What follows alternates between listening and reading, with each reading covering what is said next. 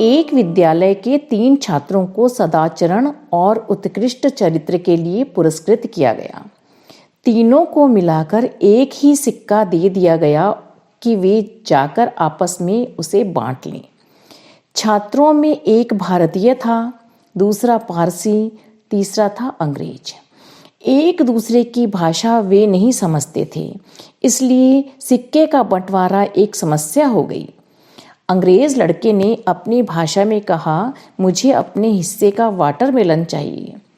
पारसी ने अपनी भाषा में कहा, मुझे हंदुवाना चाहिए। और भारतीय लड़के की मांग थी कि मुझे तरबूज मिलना चाहिए। बात काफ़ी बढ़ गई, पर झंझट तय न हुआ।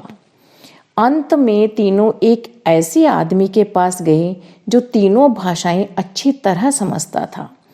तीनों ने उससे अपनी अपनी बात कही।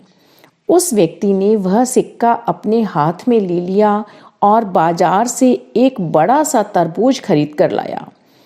उसकी 3 बराबर फांके करके उसने सर्वप्रथम अंग्रेज बालक को बुलाया और एक फांक देते हुए कहा, यह रहा तुम्हारा वाटरमेलन। इसी प्रकार शेष दोनों को बुलाकर उनकी भाषा में समझाकर पारसी को हिंदुआना और हिंदू को तरबूज की एक एक फांक दे दी।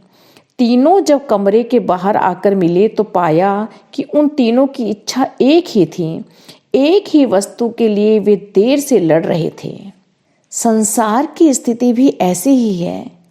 ध्येय सबका एक ही है, पर भाषा, जाति आदि के भेदभाव के कारण परस्पर टकरा रहे हैं।